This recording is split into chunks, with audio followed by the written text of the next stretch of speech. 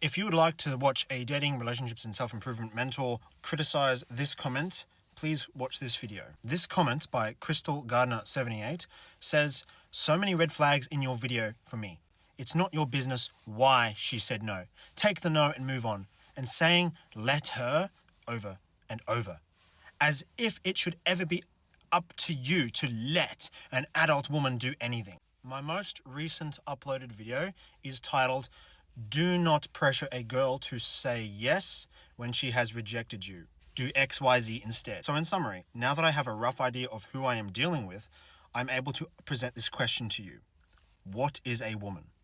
If you answer anything else other than a woman is an adult human female who is born with a vulva and XX chromosomes, then we're not on the same page. And one of us may need a reality check. But I'm going to assume that you are a mature person.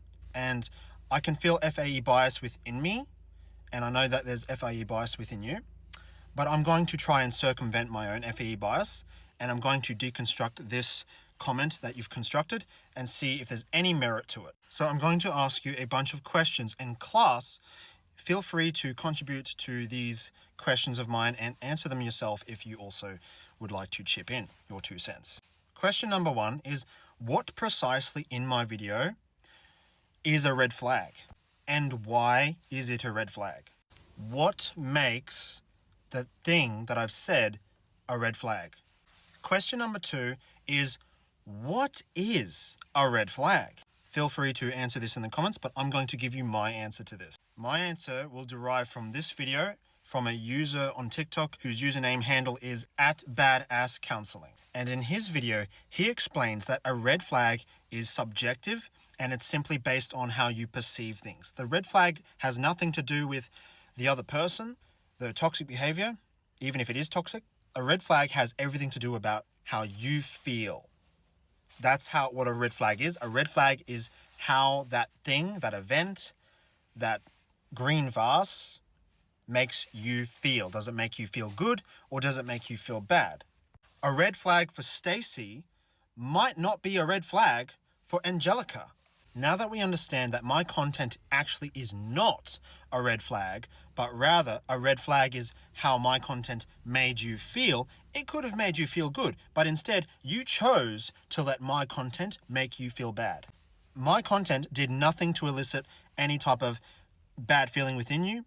You chose to let bad feelings arise within you, and you chose to believe or assume that my content is a red flag. It was your own perception that caused your suffering, your bad feelings towards me.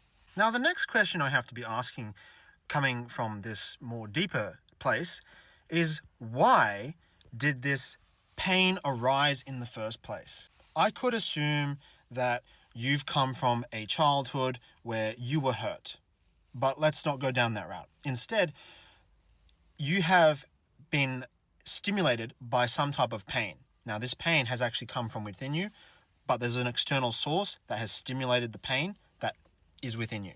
And this pain has encouraged you to act out either a freeze, fight, or flight response, or another variation. You've chosen to fight. And the reason you've chosen to fight is because you're acting from a place of self-preservation. You feel threatened. You feel threatened because you are immersed in a narrative. You identify in a narrative, in a story, in your own identity, and it's being challenged. Because that narrative or that identity is poked at, challenged, even if it's a couple of words, the narrative that you immerse yourself in feels like that you are personally being attacked. This also makes it much more difficult to traverse the world because you may have misunderstood my video, because I'm not 100% sure if you've watched my whole video. The internet in general is a hostile place, and I know, even myself, I've done this, I will tend to comment very quickly based on the heading or title and not even watch through the whole video. It's possible that you may have done the same, but I could be wrong. Now let's go to the meat of the comment. Let's see if there's any merit to your comment. You say it's not anyone's business why a girl says no. Can I ask you why you say this? Why do you say it's no one's business why a girl says no? That question can be asked of a girl if she says no, and she may choose to answer if she sees fit. If she chooses to withhold information, it probably still says that she's uncomfortable. Actually, even asking why a girl says no and having to tell people that she feels uncomfortable is the reason why she says no in the first place, what makes that a red flag? It helps explain why she says no. It helps make sense. It helps give us clarity. Are you opposed to having some type of clarity?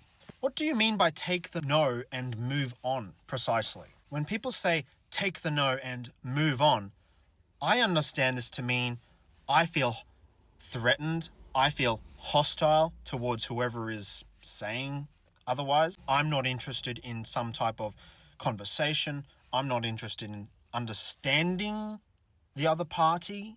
I'm happy living in my own ignorance. Is it possible that this user is afraid that I'm giving people power by giving them clarity and alternative transformations on how to approach a girl instead of pressuring her, instead of threatening her, instead of getting angry at her? By giving the opposite sex power, by giving them leverage so that they can better converse with women, does this threaten you, thinking that you yourself won't have some type of leverage or that women in general won't have some type of leverage? My teaching applies to both men and women and actually parents. The exact video that you have criticized me is also 100% applicable to a family tree situation that I've been dealing with my own mother and sister.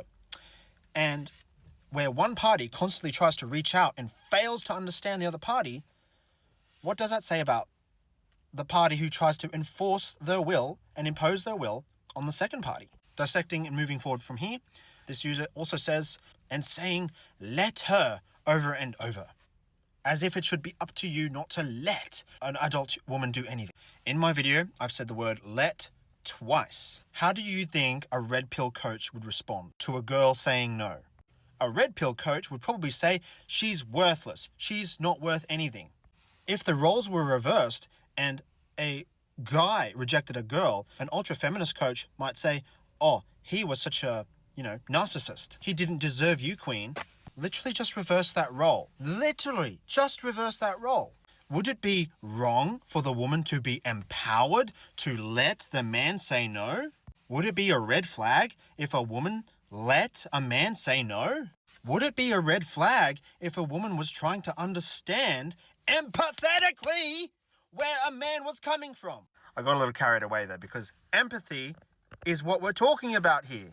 What makes empathy a red flag? What makes putting yourself in the other person's shoes a red flag? Please read the book, The Let Them Theory by Mel Robbins, where she will literally tell you in the book over and over, let them. Let her say no. Am I suddenly the bad guy? Do I suddenly have red flags for reading that book? By your own words, you're supposed to let her go. End of class.